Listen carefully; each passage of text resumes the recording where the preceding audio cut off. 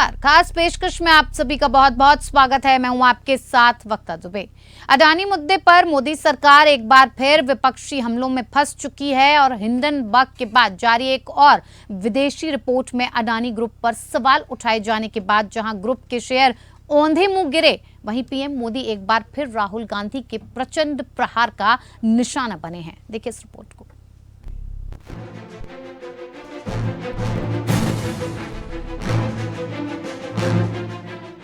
उद्योगपति गौतम अडानी के मुद्दे पर मोदी सरकार एक बार फिर कांग्रेस नेता राहुल गांधी के निशाने पर है। हिंडनबर्ग की रिपोर्ट के बाद से ही अडानी ग्रुप के ग्रह खराब चल रहे थे। रही सही कसर एक और विदेशी रिपोर्ट ने पूरी कर दी। आलम ये हुआ कि अडानी ग्रुप के 10 में से 9 शेयर औंधे मुंह गिर गए।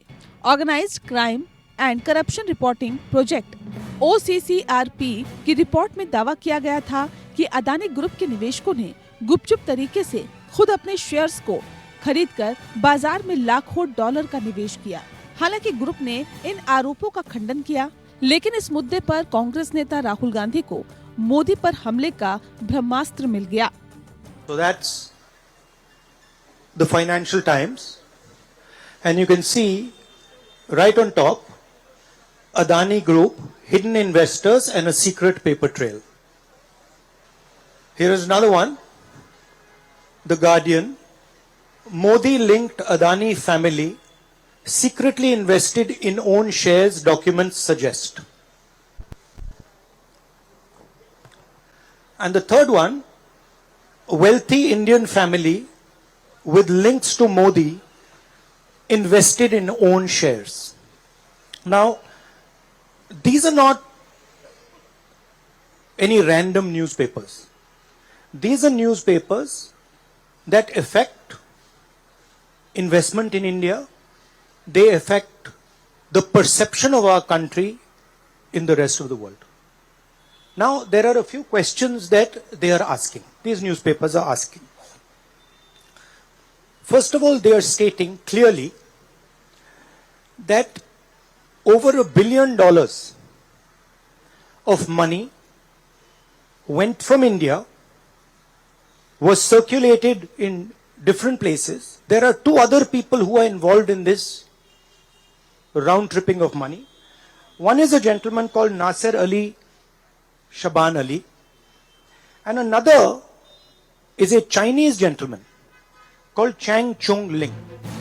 राहुल ने आरोप लगाया कि अडानी की कंपनियों के नेटवर्क के जरिए $1 अरब पैसा भारत से बाहर गया और अलग अलग देशों से घूमकर वापस आया।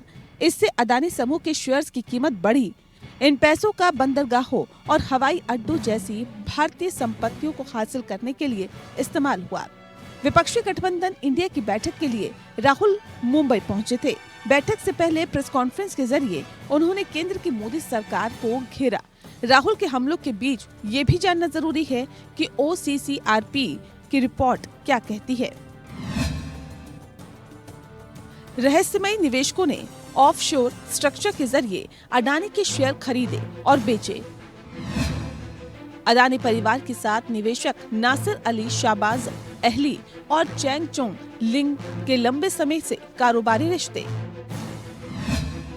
गौतम अडानी के बड़े भाई विनोद अडानी के ग्रुप की कंपनियों में काम कर चुके हैं दोनों। खुद को इन्वेस्टिगेटिव रिपोर्टिंग प्लेटफॉर्म बताने वाली OCCRP की स्थापना 2006 में हुई थी।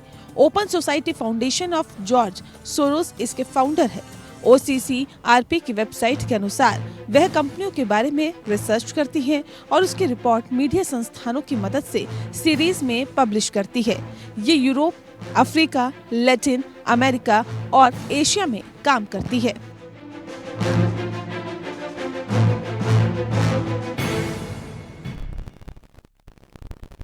तो एक बार फिर से विपक्ष को केंद्र सरकार पर यानी कि मोदी सरकार पर हमला करने का एक ब्रह्मास्त्र मिल गया है। राहुल गांधी के हाथ ये ब्रह्मास्त्र लगा है और इसी के जरिए एक और रिपोर्ट अब सामने आ गई है, जिसके बाद मोदी सरकार पर कई तरीके के सवाल उठाए जा रहे हैं। इसी पर चर्चा करेंगे। चर्चा के लिए हमारे साथ खास मेहमान जुड़ चुके हैं, जिनसे मैं आपका परिचय करवा देती हूँ। मनोज पंडित, नेता बीजेपी से हमारे साथ जुड़े हुए हैं, बहुत स्वागत है आपका। डॉक्टर कुलदीप मलिक, नेता कांग्रेस, हमारे साथ जुड़े हुए हैं, सर आपका भी बहुत बहुत स्वागत है। शुरुआत मनोज पंडित जी आपसे ही करना चाहेंगे। लगातार इस बात को लेकर चर्चा कई वक्त से चलती चली आ रही है और विपक्ष इस बात के आरोप लगातार लगा रहा है। पहले हिंडनबर्ग की रिपोर्ट आई, उसे आप लोगों ने झुठला दिया। अब एक नई रिपोर्ट सामने आई है, organised crime and corruption reporting project, यानी कि OCCRP की एक रिपोर्ट सामने आई है, जिसमें यह दावा किया गया है कि गुपचुप तरीके से जो निवेश किया गया था, शेयरों को खरीदकर बाजार में लाखों डॉलरों का निवेश किया गया, हेरफेर किया गया। अब जब राहुल गांधी सवाल पूछ रहे हैं तो आप जवाब नहीं दे रहे हैं। जी आप ये बताइए, ये अब मुंबई में बैठक चल रही है, 26 में से 28 दल हो गए, 2 दल और बढ़ गए, चीजें हैं। राहुल गांधी जी पता नहीं ऐसे सगुफा कहाँ से लाते हैं जिसका कोई सिर नहीं पैर नहीं।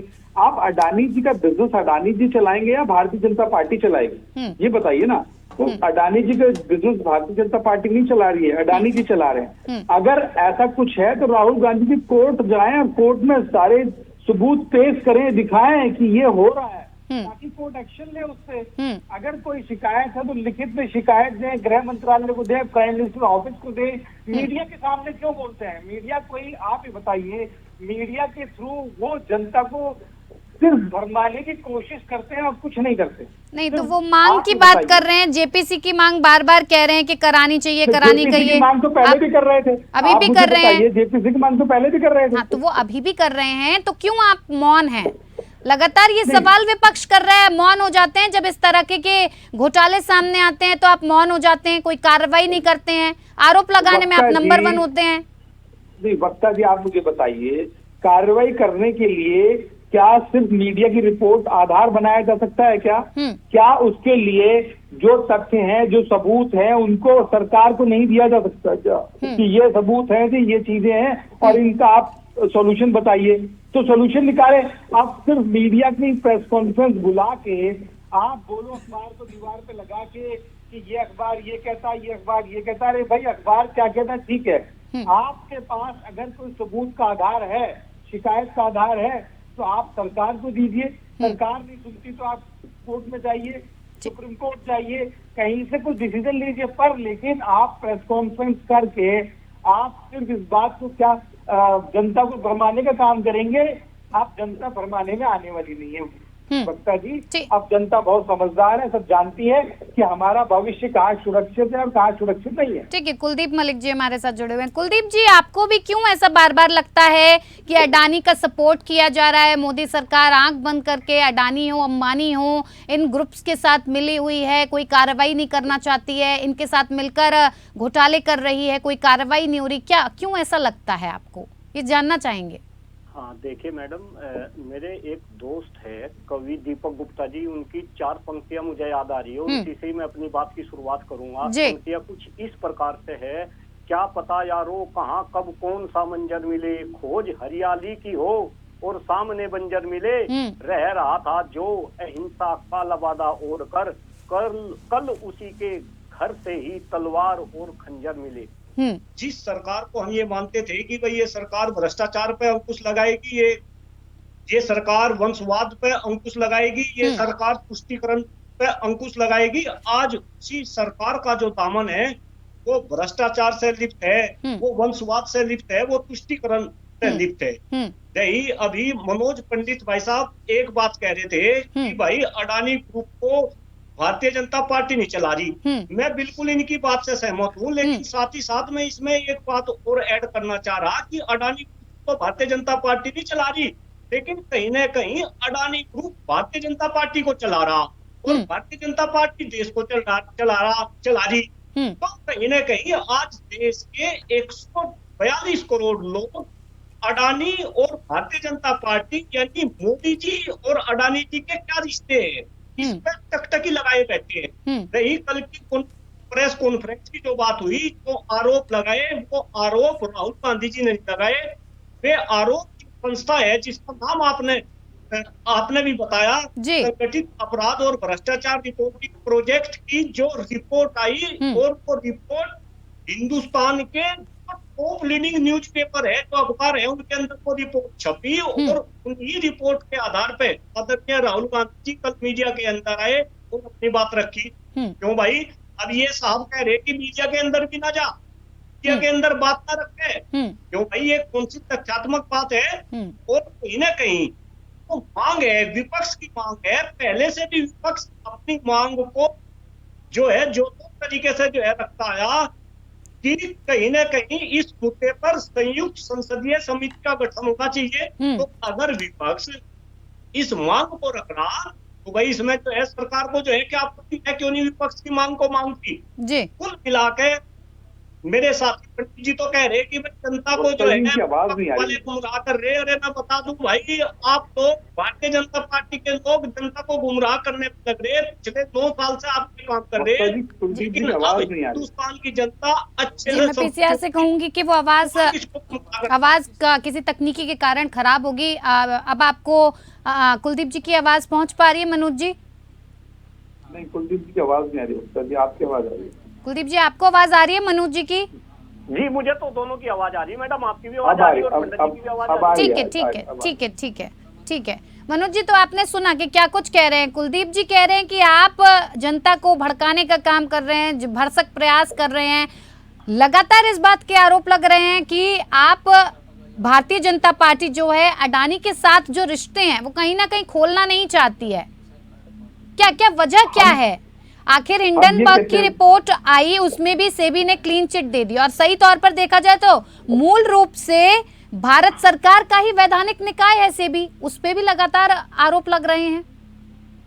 वक्ता जी, हम ये कहते हैं कि अगर कांग्रेस के पास ऐसा क्या सबूत है कि अगर कांग्रेस ये साबित कर सके कि भारतीय जनता पार्टी के कोई ऐसे रिलेशन है अडानी ग्रुप से, तो क्यों नहीं जनता के सामने लाना चाहिए ना।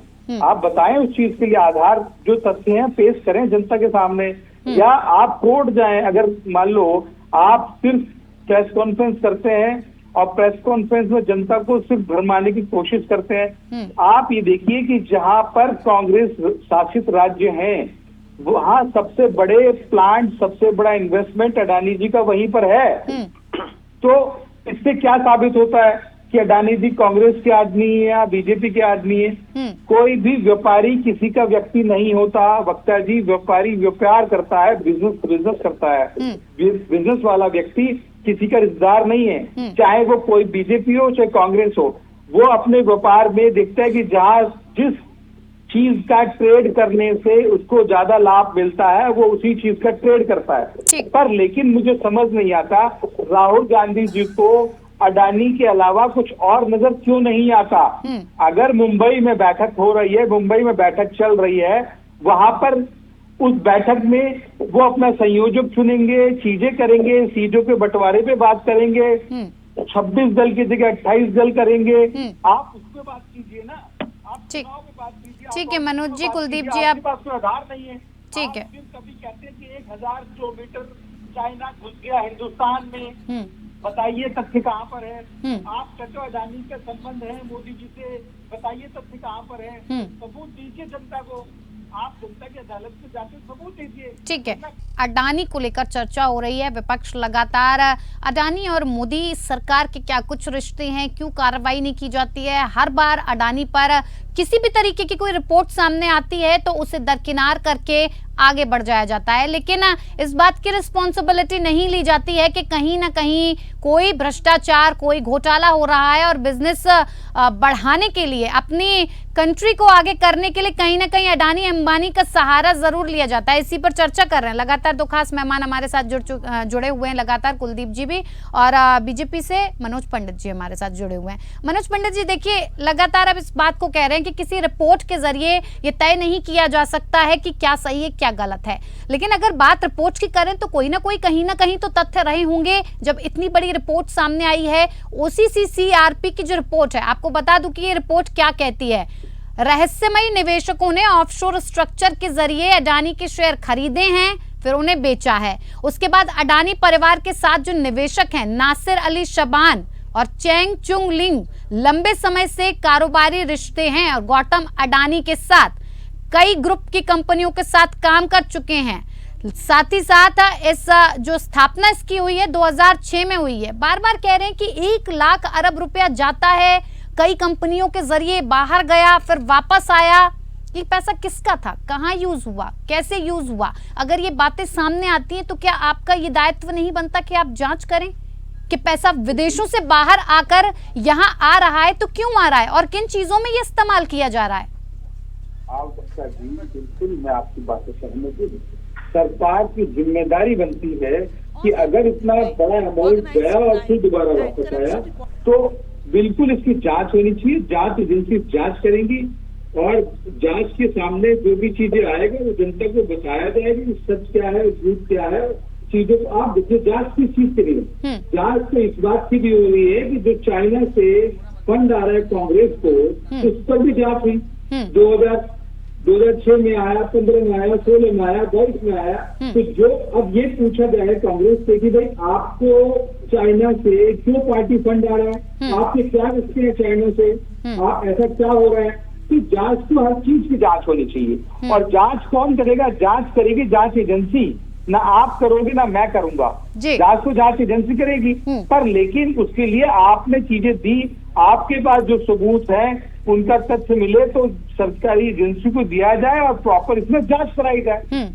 और आप देखिए कि अडानी जी के पीछे इन्होंने जो भी आरोप पहले लगाए थे वो खुद आए और उन्होंने भी एक टीवी चैनल पर बैठ के पूरा इंटरव्यू दिया, पूरी अपना पक्ष रखा अडानी जी ने कि ये मेरा पक्ष है। राहुल गांधी जी के जो एलिगेशंस हैं वो आधारहीन है, उनका कोई मतलब निकलता नहीं है। मैं एक एक चीज का जवाब देने को तैयार हूँ। सरकार ने मुझे कोई फेवर नहीं किया, भारतीय जनता पार्टी ने अडानी जी को कोई फेवर नहीं किया। जो कोर्ट दिया गया, जो चीजें दी गई वो सब ऑप्शन पे। आप भी वक्ता जी देखती है आज की डेट में अगर 50 लाख से ऊपर का कोई भी टेंडर होता है वो यही टेंडर होता है। वो कोई ऐसे नहीं बुलाया, आपको बुलाया टेंडर आपके नाम कर दिया गया। अगर कोई ऐसा करेगा तो जो लोग उस टेंडर में शेयर डालते हैं, जो भागीदार होते हैं, वो तुरंत कोर्ट चले जाते हैं कि ये गलत हो रहा है, ऐसे नहीं होना चाहिए।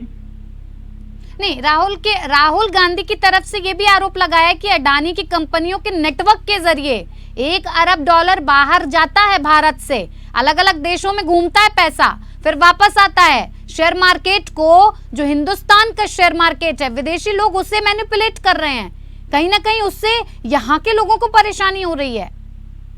जब ऐसी बातें सामने आती हैं तो आप उसे नकार क्यों रहे हैं? उस पर क्या कार्रवाई सरकार की तरफ से क्या कार्रवाई की गई जब ये रिपोर्ट सामने आई है? तो मनोज पंडित जी। नहीं, देखिए वक्ता जी, अब ये रिपोर्ट सामने आई है, बोला है सरकार इस पे एक्शन लेगी और जो भी चीजें हैं उसकी जांच की जाएगी और जांच में जो भी तथ्य निकल के सामने आएंगे। लेकिन अभी तो आपने कहा मीडिया रिपोर्ट्स को आप मानते ही नहीं है, ऐसी तो रिपोर्ट छपती रहती हैं।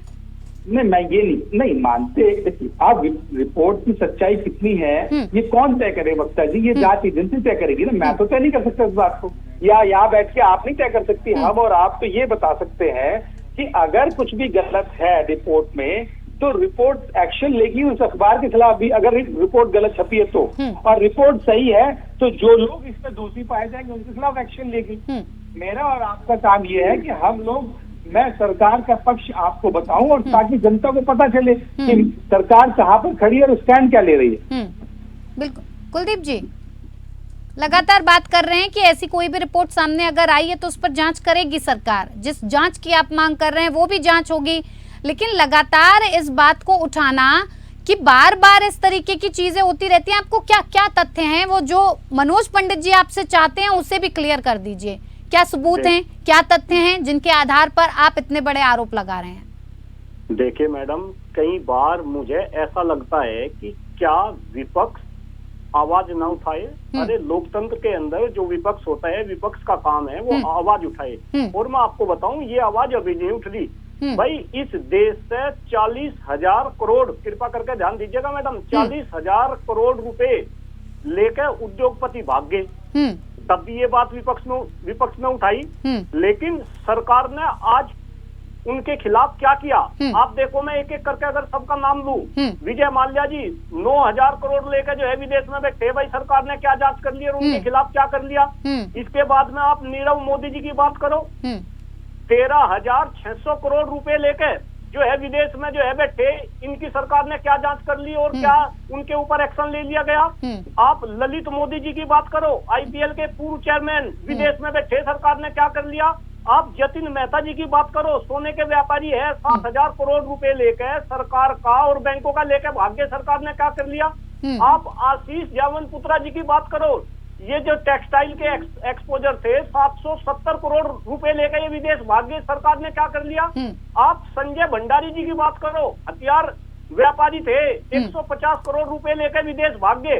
तो मैडम ये तो सब इनका दिखावा है कि भाई सरकार जांच करेगी। और मैं आपको यहाँ पे एक तथ्य और दे दूं, हिंदुस्तान के लोग इस बात को ये अच्छे से समझ लें कि जितने भी ये उद्योगपति है और जो ये भागने वाले हैं, इनमें से ज्यादातर जो उद्योगपति है ये गुजरात से संबंध रखते हैं और आदरणीय प्रधानमंत्री जी गुजरात से आते हैं। तो कहीं न कहीं यही क्वेश्चन जब राहुल गांधी जी पूछते हैं कि भाई अडानी जी का और मोदी जी का क्या रिश्ता है, तो इनके पेट में जो है दर्द होना शुरू हो जाता है। ठीक है, बताइए मनोज जी, क्या कर लिया सरकार ने? इतने नाम गिना दिए कुलदीप जी ने, क्या कर लिया सरकार ने अभी तक? आप जितने नाम गिनाए हैं इन सबको लोन किसने दिया? कांग्रेस ने लोन दिया इनको। ये कांग्रेस के वक्त के लोग हैं जो चिदम्बरम साहब जब देश के फाइनेंस मिनिस्टर थे तब इन सबको लोन दिया गया। और आप ये देखिए कि जब आपने लोन दे दिया इनको, जो भाग गए देश से, भागे किसके टाइम में? कांग्रेस के टाइम में भागे सारे लोग, कोई बीजेपी के टाइम नहीं भगा। और ठीक है, तो आपकी सरकार है, आप कार्रवाई तो कर लीजिए। वही तो एक दूसरे के ऊपर पासा फेंकने का क्या मतलब? जी मैं यही बताना चाहता हूँ आपको, ये इंटरनेशनल कोर्ट में भारत सरकार बिल्कुल केस को परसू कर रही है और 2-2, 3-3 बार वारंट करवा दिए उनको। प्रत्यार्पण की एक जो संधि होती है उसके चीज में कार्रवाई की जा रही है। पर चूंकि जहाँ कानूनी पेच फंसा हुआ है वहां पर तो आप इंटरनेशनल कानून के हिसाब से व्यक्ति को लाओगे ना। ये कोई यूपी बिहार या कोई ऐसा स्टेट नहीं है कि आपके लोग गए और उसको बिठाए और लेके चले आए। आप मुझे बताइए, क्या मैं गलत बोल रहा हूँ? तो मुझे बताइए कि मैं गलत बोल रहा हूँ। यहाँ पर इंटरनेशनल कानून आड़े आता है और वहाँ पर भारत सरकार के लॉयर, भारत सरकार की सबूत सब ले जाके वहाँ पेश किए गए हैं। जहाँ पर प्रत्यार्पण की जो है, जहाँ पर संधि है, जहाँ पर चीजें हैं, उनको हिंदुस्तान लाया जाएगा। ठीक है मनोज पंडित जी और कुलदीप जी हमारे साथ, आप इस खास पेशकश में हमारे साथ जुड़े, इस पर चर्चा की, आपका बहुत बहुत धन्यवाद हमारे साथ इस खास कार्यक्रम में जुड़ने के लिए। तो फिलहाल खास पेशकश में मेरे साथ इतना ही, नमस्कार।